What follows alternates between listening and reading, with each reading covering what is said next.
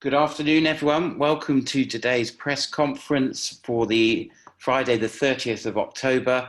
Thank you for coming.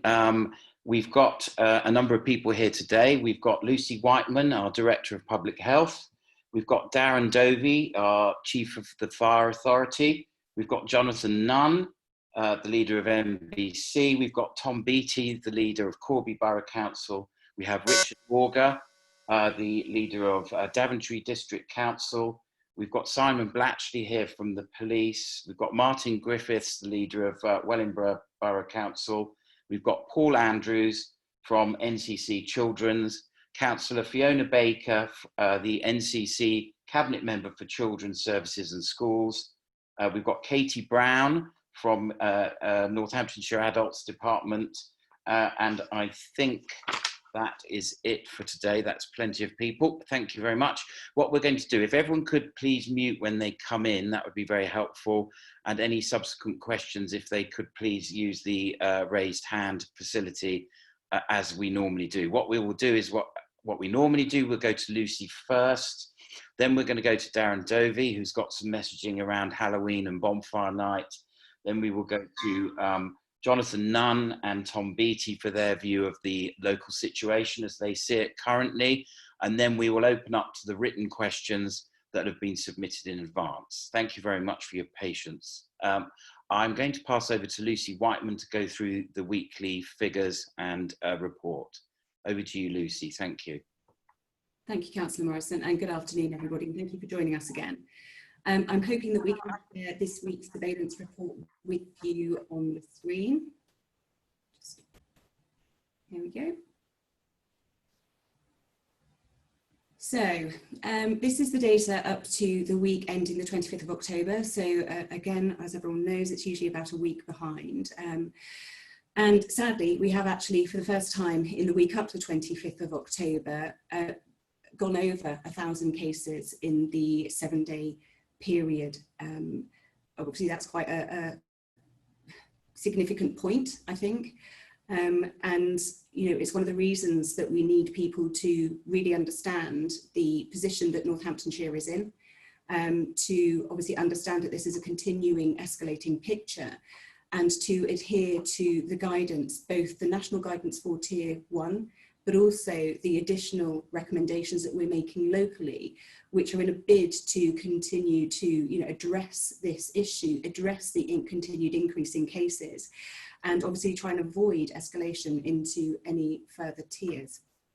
If we move down a slide, please.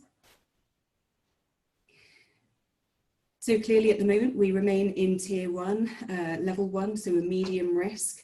But the message about just because you can do certain things in Tier 1 doesn't mean you should remains. You know, we've had half term this week. We have a weekend of Halloween sort of festivities coming towards us. And actually, you know, although the medium tier allows us to do certain things like mix between households, the evidence locally is that the transmission still remains primarily in the community. And therefore, obviously, I'd implore people again, because you can do something, doesn't mean that you should do. Certainly in light of increased cases. We are currently obviously waiting for further national guidance on the thresholds between the different levels, and it is a continuing source of confusion, both for us locally, but clearly between different agencies at a national level. Our understanding is that that may come at some point next week, but obviously at the moment we're urging people to take action as if you were in Tier 2 in the hope of, by taking that action in the short term, in the long term, avoiding that escalation. So if we go down another slide, please. Again, we always provide a summary of the actions that we're taking and the recommendations that we continue to make. If we go down to the next slide, the key messages obviously remain the same. These are the most effective ways of avoiding cross-infection. That is keeping your social distance of 2 meters from others at all time, meeting outside wherever possible if you do feel that you need to meet. And obviously if you do need to meet outside and you can't maintain a social distance of 2 meters or more, to wear a face mask even outside, to wash your hands regularly, and to work from home wherever possible. So the next slide gives us the clear picture in the county this week. And as you can see, in the week up to the 25th of October, we had just over 1,000 cases of COVID-19 in Northamptonshire. You can continue to see that escalation week on week, and the daily figures are now approaching the figures that we were seeing for a week only a few weeks ago. So in September, the number of cases we now see in a day were a week's worth of cases. In the next slide, people will see the breakdown, as always, between the gender and the age groups. Again, we've got that high incidence in the age 10 to 19-year-olds, followed by the 20 to 29-year-olds. And we recognise that has a lot to do with the social mobility of these age groups, both going to school and university, but also socialising outside of those settings. So again, we implore people, just because you can meet doesn't mean that you should. But also, if you do need to meet, to do so in as safe a way as possible. Obviously, recognising and adhering to those recommendations around social distancing, face covering wearing, and making sure that you utilise any hand washing facilities nearby if you're at school, or as soon as you get home if you are outside. The picture here, though, obviously, as it has been in the last couple of weeks, is still of an increasing incidence in the older age group. So that, again, there's that message about the transmission between age groups and groups of parents and children within a household, but also between two households. So again, just because you can mix doesn't mean that you should. On the next slide, we obviously provide that comparison between different areas. So these are the crude number of cases in each borough and district. Obviously, you can see here that every borough and district other than Kettering had an increase in the number of cases as compared to last week. You know, quite shockingly, we've now got 4 or 5 areas that are all breaching 100 cases in the last week, with Northampton at 385. The comparison on the next slide obviously is slightly easier, where we're comparing the same size populations with each other. Northamptonshire obviously does remain lower than the national average, but that is because of the significant increases elsewhere. So again, I've said, being the best of a bad bunch is still not good enough. And we are seeing our position escalate much more rapidly than other areas. So we're on a trajectory to catch up with other areas in the country that are in, you know, tiers 2 and 3 really quickly if we don't start to take action. Northampton itself now has a statistically significantly higher rate as compared to the county at a county level. Others have similar, only East Northamptonshire at the moment is significantly lower, but again, still increasing, as we saw on the last slide. One of the key issues here, again, as I'm sure people will note, is that now all boroughs and districts have a rate of cases of more than 100 cases per 100,000 population as a 7-day average. Again, that's quite a significant marker, and it does demonstrate the fact that this is, you know, really tearing through the whole of the county. No borough and district is immune from this, and even though the case numbers may have been lower in Kettering, again, we still have, you know, a high rate overall as a borough or district. The next slide just shows that graphically. Obviously, you can see each area escalating there at slightly different rates, albeit, but all headed in the wrong direction. And the difference between the England rate and our borough and district rates closing. So again, as I talked about, our areas are increasing as a case rate more rapidly now than other areas in England. So we are catching up with the England average, which is not a position we want to be in. The next slide gives us, as always, that educational picture. So people will note quite a big jump in the number of outbreaks in colleges and schools, and obviously quite a large number of cases associated with those. Again, we still have a very strong narrative when we go through the contact tracing data about the fact a lot of this transmission is actually happening outside of the school, either between staff members or between pupils where they are meeting outside of school, having sleepovers, various other things. University of Northampton reported 22 cases in the last week, and again, that's across their student body and their staff. And of note is the fact that obviously not all of those students will actually be present on campus. So a number of those students will be enrolled at the campus, but either living outside of Northampton or Northamptonshire, or attending virtual lessons as it stands at the moment. From a point of view of attendance, we're still pleased to say that 99% of schools remain open. It's really important that as and where we can mitigate risk and retain those schools opening and providing that well-needed education, particularly with the catch-up that's required. You know, we're proud to say that we've managed to maintain 99% of schools with that provision at the moment. The pupil attendance figures have dropped slightly, obviously in light of the fact that we've got a number of staff and students isolating, either as cases themselves or close contacts. Compared to this point last year, it's about a 3% difference in attendance. But again, I think something for us to be proud of, and again, to congratulate our schools in being able to maintain over this period. The next slide just gives us a breakdown, as always, of the cases by community in the last 28 days. Again, you can see that this is really spread across the different boroughs and districts, and again gives us at ward level. To make comparisons slightly easier, obviously we always use the rate again. So the next slide gives us that information, but again it's quite clear, although Northampton does feature heavily at the top, we still do have East Northampton, North Hants and Daventry featuring on this map. So, you know, there really is a county-wide challenge here. What we've started to present as well, as I'm sure people will have noted last week, on the next slide, is a change in case rate by community. So this is for a 14-day period. It just shows the areas that are escalating as a rate most rapidly.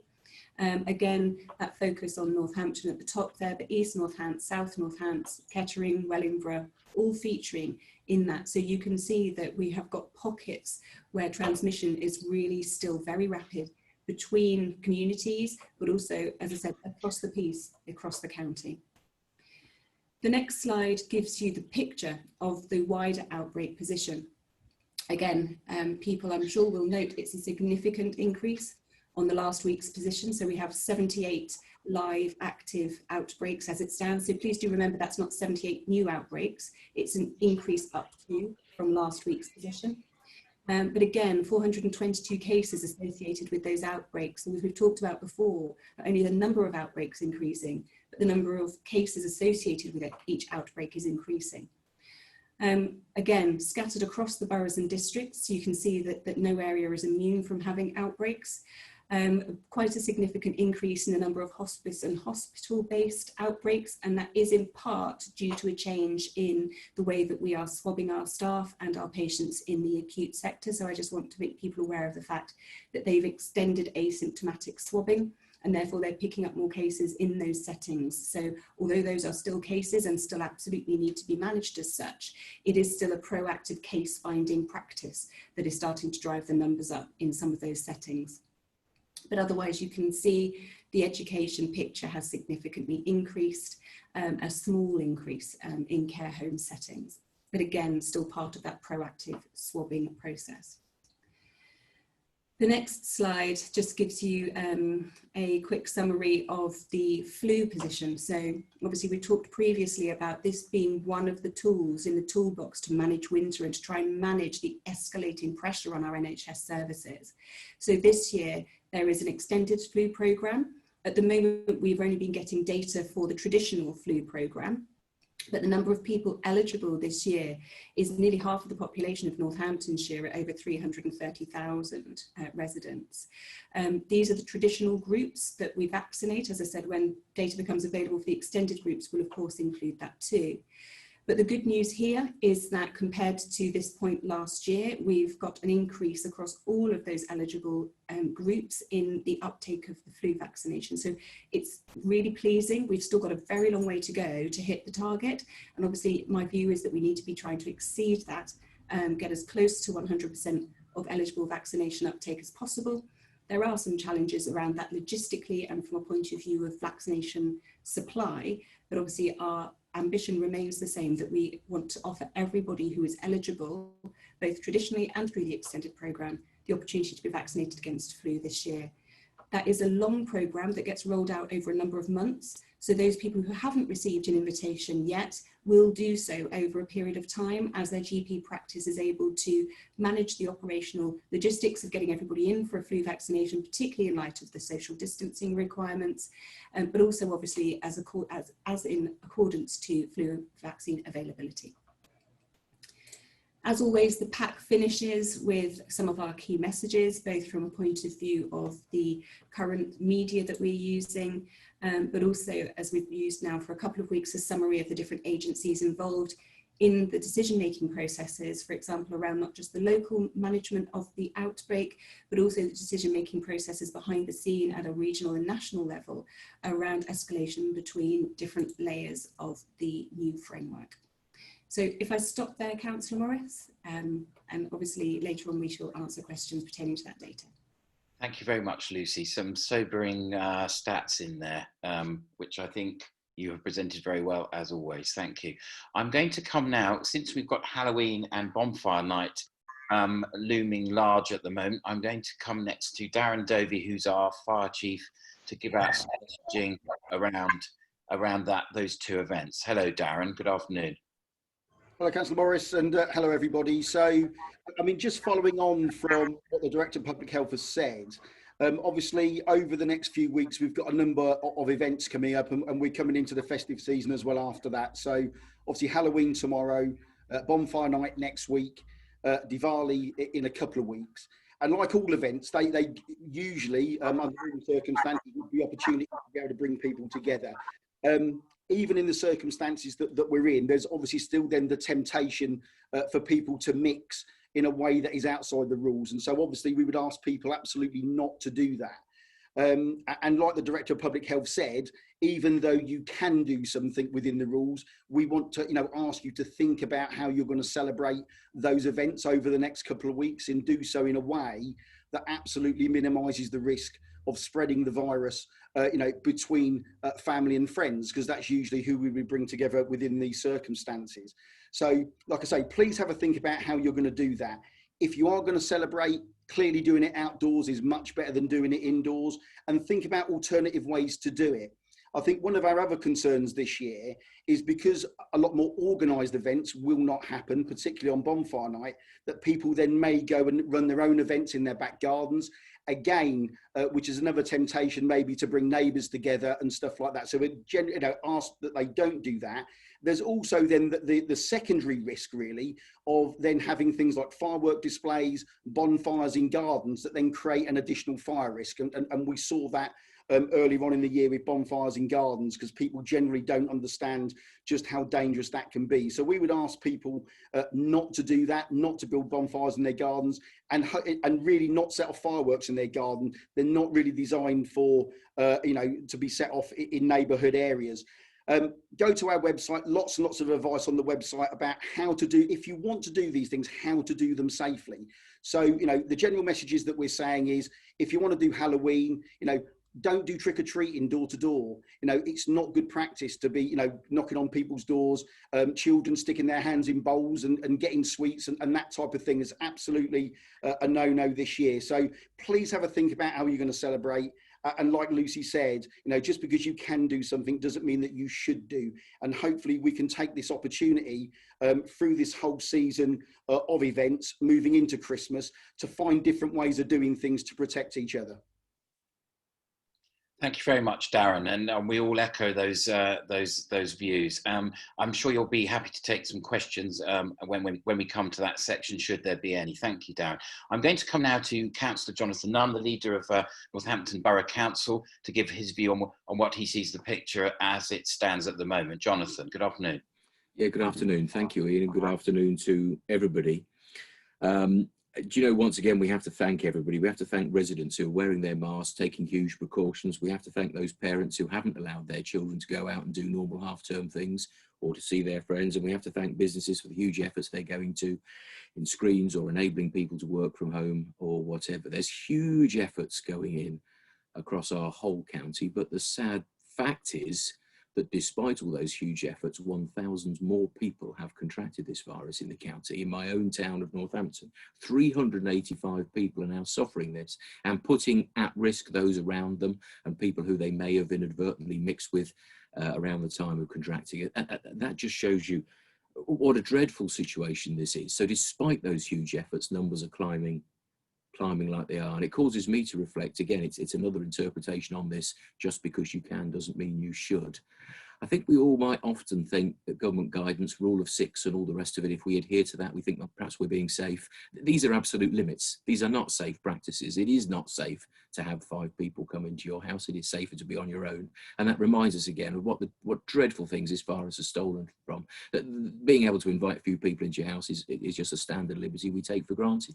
But the point is, these are still things to be avoided. And even if you stick to what is the guidance, the safest thing is not to come in close enough contact with people to be able to spread the virus. It's a virus that doesn't know the difference between 4 or 5 people. So please, please, please bear in mind, these might be considered safe guidelines, but they're a risk. They represent a risk, but what is considered to be a way of making that risk a little safer. But they are absolute limits and not safe practices. I think the other thing I've been asked an awful lot in this last week or so, Ian, is, how close are we coming into the next tier? We see places like Oxford City move up tiers, and Nottinghamshire and so on. It's a very complicated process, and it's not a straightforward process. It's not a simple mathematical equation, but nevertheless, my comment to everybody has been we are very close. And as I've said before, I wouldn't be at all surprised if we're moved up a tier, whilst we're not currently seeking that as a collective. Those of us who are involved in this, we do know that the government has that opportunity. And actually, we'd have to accept that. We can't argue with it. We have to accept that at such time as they choose to do that. So my suggestion to everybody, in line with the things that Lucy and Darren have said so far, is act every moment of your life as if we are on the edge of going into tier 2. And don't just rely on the rule of 6 and the other things that we do at least have the privilege to be able to use at the moment. Act in every opportunity as if we're in level 2 or level 3 at the moment, and that will be the best way to keep yourself safe and to keep others safe, to prevent the town from going into more serious lockdown, or the county into more serious lockdown measures, and so on. Probably for the moment, my comments, Ian, but happy to answer any questions. Thank you. Thank you very much, Jonathan. And again, we all echo those views. I'm going to come to Councillor Tom Beattie now, the leader of Corby Borough Council. Good afternoon, Tom. Yeah, good afternoon, Ian, and thank you. I'll keep my comments brief because I know that it's important for the journalists to ask their questions and get full answers to them. But I'll just reiterate everything that's been said before by Lucy and Darren and Jonathan. The rise in cases is a concern. That figure of 1,000 since last week, it is worrying, of course. And how close are we to moving up a tier? Well, I think Lucy made the point earlier, I think, about what she's made before, effectively, about being the best of a bad bunch isn't a good place to be, whether that's nationally or regionally. I think that also applies locally. Being the best borough of a bad bunch of statistics in Northamptonshire is not a place any of us would want to be, particularly here in North Northamptonshire. I know Martin will agree with me that there's an awful lot of movement between places like Corby, Kettering, Wellingborough, the towns of East Northamptonshire. People work in different places. They live there. They have friends and family that they go and visit. They have, they shop in different places. So the idea of being able to throw a ring, I think, round one borough simply wouldn't make any sense. I think that's why we're all dependent on each other in ensuring that we all do what needs to be done to try and drive the rate of incidents down. Because I think if we do move, and I know Jonathan has said this on a number of occasions, if we're close to doing that, if we do move, we will move together, I'm pretty sure. I don't think we'll move separately or individually for the reasons I've given. So what we need to do is continue to drive the message home. I think Darren's comments, as we enter into a season where people do and have expected and over the years have enjoyed things like Halloween, bonfire night, that's going to be different this year. We've cancelled our own firework display and bonfire here in Corby, a very public event which has been very successful over many years and attracted people from not just in Corby and the surrounding towns and villages, but from far and wide. And we can't do that this year, and it's the right thing to do. So it's a case of reiterating those messages. Stay safe. Again, just because you can do something doesn't mean to say you should do it. take cognizance of the advice that's given. I mean, I was very pleased. I was in Corby Town Centre earlier on today, and was pleased at the level of mask wearing that I saw. People walking about, going in and out of shops, clearly wearing face coverings, but also in the street as they circulated, walk past each other, etc., etc. So I hope that message continues to be adhered to, and if it does, we will not need to move into the higher tiers, which cause all sorts of problems, not least for the efficient and effective running of the economy. I think I'll leave it there, Ian, and if I can add anything to any of the questions that are asked, I'll be happy to. Thank you. Thank you very much, Tom. And I think, just to reiterate, whatever happens, we move together across the county, as is indicated by the number of people that attend these meetings. It's something that we would all do together. So I'm going to come now to the questions that have been submitted, and I've got Laura Coffey first. Now, Laura, you did ask, there's a couple of questions that you've asked at the top there that have probably already been answered, if I may be so bold, about the tier movement and the rates of infection in certain age groups. So I don't propose that we answer those, if that's okay with you. But you have got other questions, I'm sure. Laura. Yeah, sure. So in place of actually the second question I had submitted about tier 2, I guess, is it not a case of when, not if, you go to tier 2, would be my question there. And then my kind of third several questions were to do with the free school meals, and I wanted to know, why was it at the last minute that the County Council decided to step in and provide free school meals during the half term? Why did it then take 2 days to provide the information on how it will run, and what will happen at Christmas if, as is likely, we will still be in the pandemic and a similar situation as we are now? Thank you, Laura. Thank you. Thank you. I think you've sort of asked the tier question again, but I'll let you off this once. I'm going to come to Jonathan, I think, on that one, and then I'm going to go to Councillor Fiona Baker on the second part of that question about the free school meal vouchers. Jonathan. Yeah, thank you. Thank you very much. I mean, the question is it a question of when or if? You know, I think that's the case, isn't it? Look, Laura and her colleagues, they follow the figures as diligently as we do. We watch these figures. No one on the screen directly knows what the magic answer will be next week with the figures, but we just see that trend. So, you know, I think we have to probably accept when rather than if. What I think we absolutely need to do, and I think that's the message you heard from several people now, is we need to act as if we're on the edge of it, or even act as if we are already there. The more precautions we can take, the better. And whilst that may or may not influence what actual tier we're in, it will save lives, and it will save suffering, and it will save illness. So let's act as if we're in tier 2 now already, or tier 3 at every opportunity we possibly can, and not relax as if we're in tier 1. And there's a further aspect actually that's impacting on the life of Northampton specifically, which Tom's comments about celebrations has reminded me.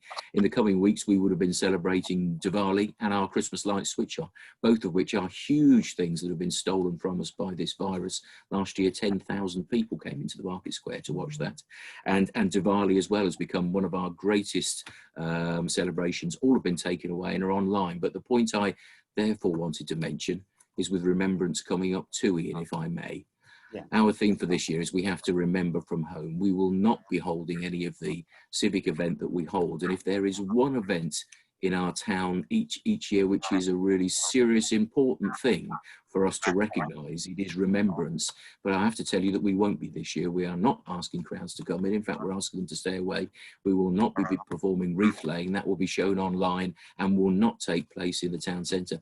And that's an awful thing to have to say, but that's the way it's going to be. And if I may, to all those who have, whether it's grandfathers or whether they've lost sons in the military, to have to ask them to do this, we are asking people to remember at home and not to visit your local town where you might expect it to happen, because with crowds gathering, that will cause further risk. Apologies for chipping that extra bit in, but I thought it was well worth mentioning, Ian. Thank you. No, definitely. And actually, before I come Councillor Baker. I think Councillor Martin Griffiths from Wellingborough wanted to make a comment as well. Martin, you're there, aren't you? I can yes, see. thank you, Ian. And just to pick up on bucking trends, we have done it before in Northamptonshire, and we can do it again if everybody sticks to the rules, if everybody follows the guidance. We can avoid going into the next level, but it needs everybody to really work together. And as I say, not just stick to the rules, think about others, especially at this time of year as well, with Halloween and bonfire night events coming forward. If everybody thinks of everybody else and works together, we can buck the trends again. Thank you very much, Martin. As always, we all echo those sentiments. I'm going to bring in Councillor Fiona Baker, who, as everyone knows, is the Cabinet Member for Children's Services. Councillor Baker, there was the second part of Laura's question there. Yes, thank you. I think there's 3 questions, so we'll start with the why. As you will be aware, Laura, normally school meals aren't funded during the holidays. So COVID has put us into unprecedented times. And when I had the thought that we should do this, I did have to take it to the leader and the chief executive of the council and my cabinet colleagues, and we all agreed that it was a good idea and we should do it. So from then, we had to get permission for funding. We also had to check that the COVID funding grant that we have received at the county council, we were eligible to use that funding for this purpose, because we do have to be careful that when we have a grant, we use it for the specific purpose. So that all took a few days to organise. But it is unfortunate, and I do agree really that it put an awful lot of pressure on our staff, because it meant that we had to work through to find the eligible people when our schools had closed down. For GDPR, those schools hold that data, and at the county council, we do not hold the data. So a number of very dedicated head teachers joined us over the weekend to give us information and help us. And 2 members of our staff in the education team worked exceedingly hard to find these eligible people. So great praise goes to those people. That was the reason why the second thing comes into play, that it didn't happen until Tuesday, because we had to get all of those clearances. We had to make sure we had a risk assessed system in place, that the eligible people got the funding. And that didn't happen till Tuesday, but we backdated it to the beginning of the week so nobody lost out. So just to say the stats that we have at the moment, of at 6 o'clock on the 29th, we had 11,788 applications. That's 69.3% of all those that we deemed to be eligible, children and young people. And applications are still coming in now and are being processed. We also think that we may have missed some eligible people. So we will, on Monday morning, when schools all go back, be contacting all those schools just to check with them that we have actually found the people that are eligible. And all those who haven't had the opportunity to apply will be encouraged to do so through their school, and we will fund the week's £15 to all of those eligible people.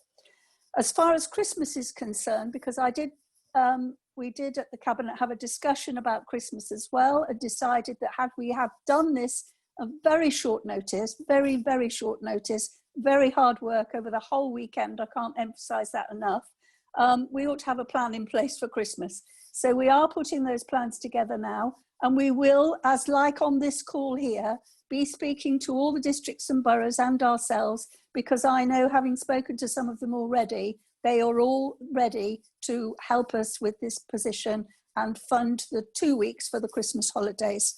So hopefully that answers those questions. Thank you, Chairman. Thank you very much, Fiona. And I have to say, to turn it around in 2 days is pretty miraculous on any level. So, you know, all thanks to the team for doing that. I'm going to move on, if I may, Laura. I'm going to come on to Phoebe now, who's from the Northamptonshire Telegraph. Hello, Phoebe. I know you've already got your hand up as well anyway. Yeah. Hi, Phoebe. Hi. Yes, the 2 questions that I submitted earlier today, I wondered if there are any more recent outbreaks in workplaces or other locations that have more than 5 positive cases associated with it, because I understand that when there are more than 5 cases, that's when you are revealing some of these locations. So if there are places of more than 5, where are they? And has public health been monitoring the overall increase in the number and rate of deaths across the county, the measure of excess deaths? And is public health concerned at all that there might be a rise in deaths from other conditions as a result of the conditions of the pandemic, through people maybe not accessing emergency care or routine care? And then with regards to workplace, as a follow-up question, what would you recommend people do if they have any concerns that their workplaces perhaps are not following the guidance on isolating when there's been a positive case, or doing deep cleans and things like that? Thank you for those questions, Phoebe. We don't have anyone on from the health, from the hospitals or the acute. Oh, we do now? Apparently Lucy tells me we do. But I'll come to Lucy and she may explain that. Hello, Lucy. Hello, and thank you for your questions, Phoebe. And apologies, yes, Councillor Morris, I think we've had an addition from KGH, if I'm not wrong. So hopefully we can obviously ask them to add if they feel they wish to. From a point of view of outbreaks, obviously we provide you with an update each week. You can see, as I've talked about as well, that the number of cases per outbreak is increasing. We do have a number of outbreaks with more than 5 cases associated with them, but I've always been clear that it's about information governance. If it's less than 5 cases, we don't automatically release the name or the location of a particular outbreak just because it's more than 5. It's if and when it poses a risk to the wider public health. Obviously, I'm sure you can appreciate there's lots of commercial sensitivity about that, and therefore, obviously, it's only if we feel that it's in the wider public interest, because there's a potential risk posed, that we would release that information. From a point of view of overall deaths, so yes, this is something we monitor. It's something we monitor closely. There is actually national data available on excess deaths through the ONS website, the Office of National Statistics, and that's broken down to at least a county level. It may be lower now as well, but it looks at, and it's quite contemporary data, it looks at the cause of death, the rate of death, compared this year to previous years, different locations of death. It's a rich source of data. It is something, along with our actual local data, that we monitor. There are significant concerns that the non-COVID morbidity and mortality rates may increase because of the previous wave of the pandemic, and indeed going into the second wave. And it's one of the reasons that we're asking people to act now. We can already see starting to build in our services, and obviously the earlier people act and the less infection is transmitted around our community, the less cases arise, the fewer admissions will result, and therefore the more likely we will be to be able to protect the services that we started over the summer and are so desperately trying to catch up with the backlog of cases around elective operations, around diagnostics for things like cancer. All of those things that are already we're starting to see present later, which makes the outcomes worse, but obviously could well be impacted in a matter of weeks if we don't start to see the case rates go down. If I touch on the workplace bit, and then we'll come back to see if our KGH colleague wants to add anything. If you do have concerns about your workplace, either the standards of practice or anything else, the best thing to do, if you don't feel able to raise that within your workplace, is to do so with the associated environmental health group or team within the district where your workplace is located. So we've provided those contact details in this pack previously. I'll double check if they're not in this pack, of course we can provide those again. But it's part of the wider public health response, is making sure that all of those businesses are responding accordingly, have appropriate risk assessments in place, and if not, that people feel safe to escalate any concerns. So apologies, I don't know if our KGH colleague does want to add anything.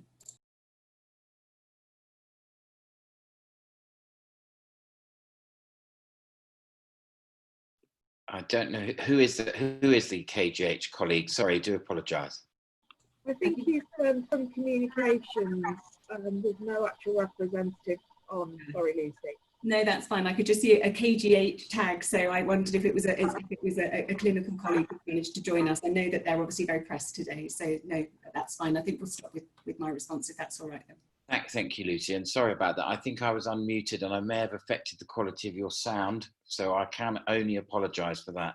I will try and endeavour to mute when you're talking next time so that we can hear you clearer. Okay, so we're going to move on to Ben Waldron from Northants Live. Ben, hi, are you there? Yes. Hi. We've sort of covered off the tier question, I feel. What else did you want to ask other than that? And you've got one other question on the intensive care beds. Thank you, Ben. Yeah, so my second question was for the hospital representatives. I'm not sure if there is anybody around or not, but I was just wondering what percentage of intensive care beds are currently taken up at both Northampton and Kettering hospitals, and whether that is higher than usual, and if so, what steps are being taken to improve the situation. And then my last question was for, I'm not sure if there's anybody from the university on as well, but whether they know, obviously we saw the cases earlier, but whether they know how many students are currently self-isolating in the halls of residence there, and how many of these have tested positive for coronavirus. Thank you very much, Ben. I don't think we do have anyone on from the university today, but we will endeavour to get someone to come back to you to answer that question. I'm going to come back to Lucy, in which case on the question that you did pose, because I don't think we've got anyone on from the acutes today, have we, as such? So Lucy, back to you. Yes, so apologies, me again. So all of the acutes provide a situational report every morning on their bed availability, and that obviously is shared with partners. It is obviously there's a winter plan that's being developed to protect the capacity that we do have, and as I said, in us endeavouring to maintain the services that have been reopened over the summer, both around elective care, diagnostics, outpatients, etc., where we can digitalise services, provide them online, etc., such as outpatients. We are endeavouring to do so, but I'm sure you can appreciate it's hugely complex, particularly with the social distancing and cohorting that's required, where you do have wards, etc., that have COVID positive patients on them. So I don't think we can underestimate the complexity of trying to manage the current situation. As it stands at the moment, 6.6% of the overall bed base across both hospitals is occupied by COVID positive patients, and that has increased steadily week on week. I know if we look back to the October the 11th, we had 11 patients across our two acutes. October the 8th, we had 13. A week later, we had 21. A week later, we had 42. And as it stands today, we have got, as a collective, she says, trying to add it up, 76. So you can start to see the pressure that we've obviously witnessed building over time, as we have in the north, where obviously not only do you run out of capacity in the acute setting, but you then have to start to eat away at the capacity that would have been used for those proactive surgical and diagnostic practices, which are so key in obviously enabling people to have good outcomes. And that's the real challenge. From a point of view of specific bed bases, we have got, across the two acutes, we have got 3 people currently ventilated who are COVID positive. And obviously there are a number of beds, 19 beds taken up by non-COVID positive patients on ventilated support. We do still have capacity around our ventilated provision, but again, you can see just small numbers, because it's 2 small district general hospitals locally. Small numbers and small increases have a significant impact on our ability to manage those. We also have what's called non-invasive ventilation. So again, this is a very good treatment approach for people with COVID-19. And we have 9 patients who are COVID positive across both settings currently on non-invasive ventilation, and 2 who are non-COVID positive on such treatment. So again, although we have capacity within that bed base, it is quite challenging. If you start to see small numbers, it does mean quite a significant increase in the proportion of that bed base being used. I think the real challenge at the moment for our system is our general bed base, where we have free flow oxygen. which obviously is still a therapy that a lot of COVID positive patients require, currently has 64 patients utilising what's called our oxygenated bed base. And we have 957 non-COVID positive patients utilising that bed base. Now that will be a combination of urgent admissions, planned admissions, diagnostics, etc. But that does mean that, you know, more than 85% of our capacity has already been utilised across our general bed base.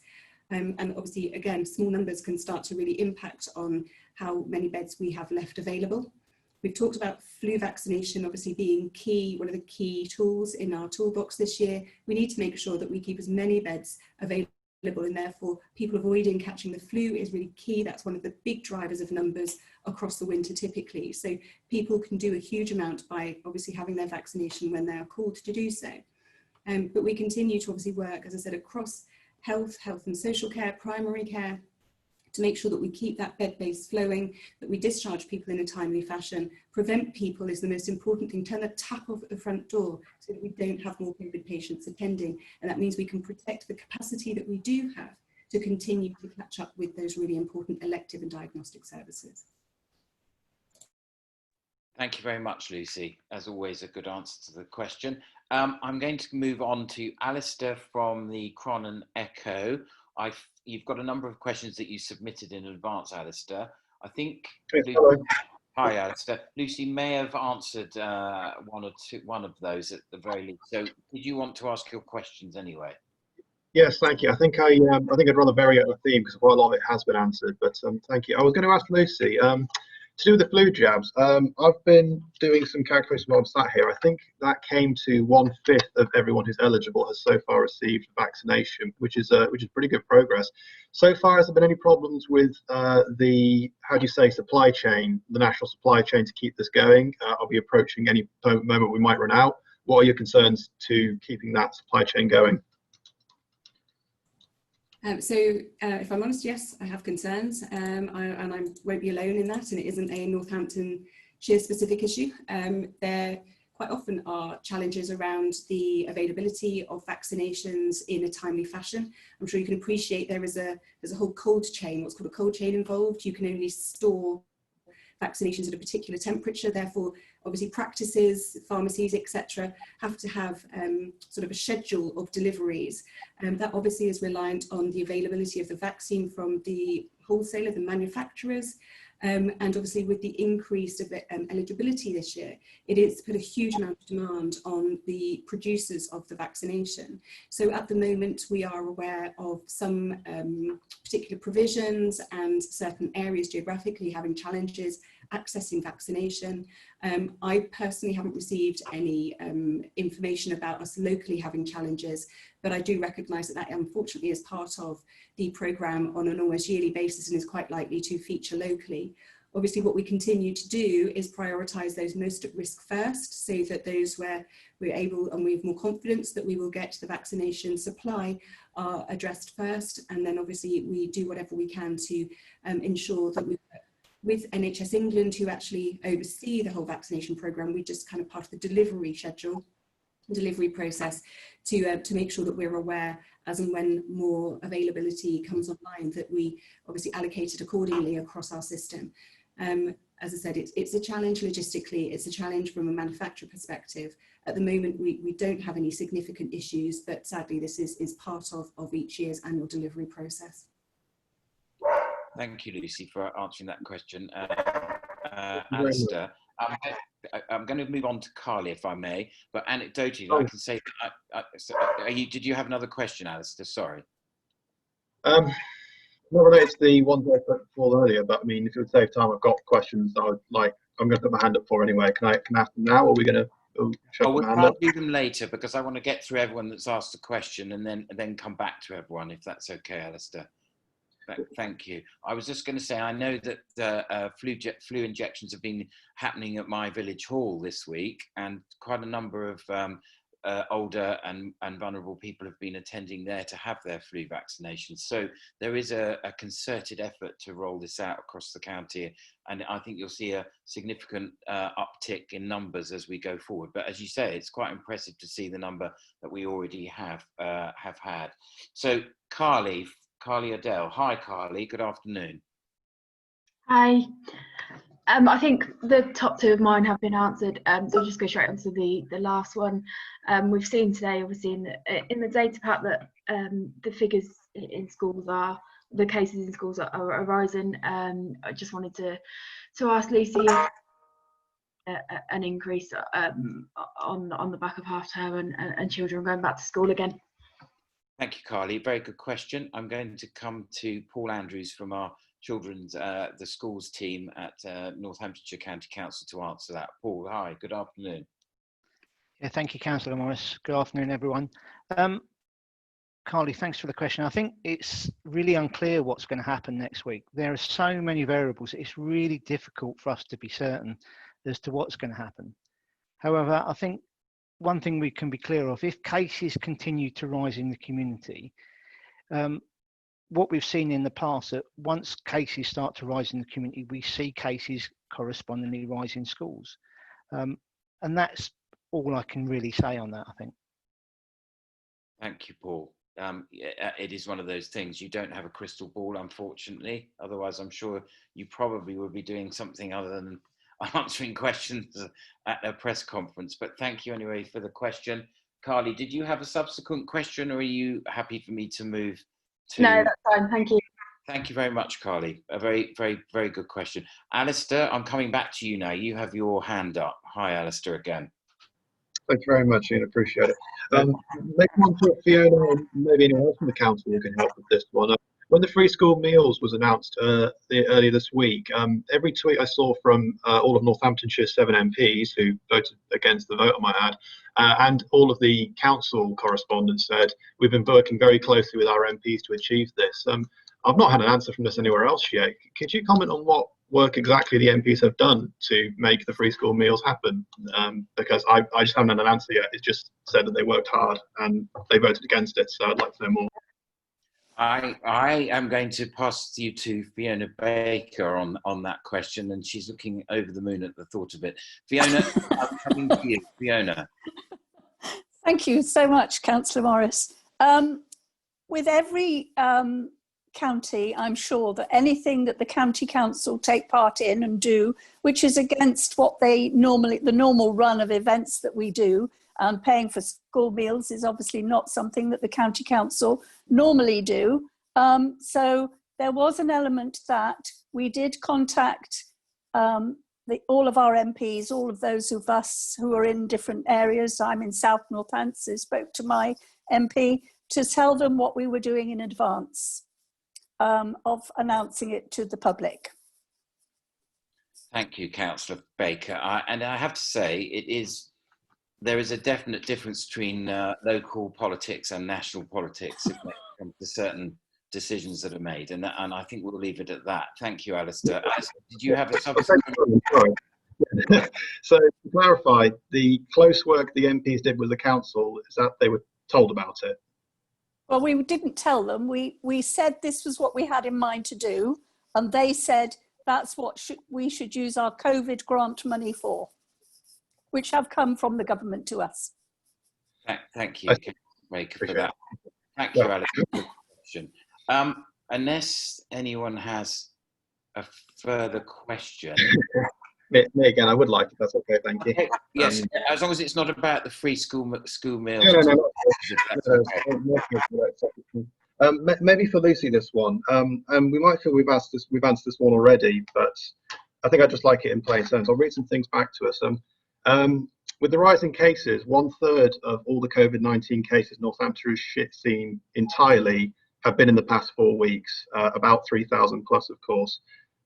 We've said things like, just because you can do something doesn't mean you should, for about 4 weeks in a row now.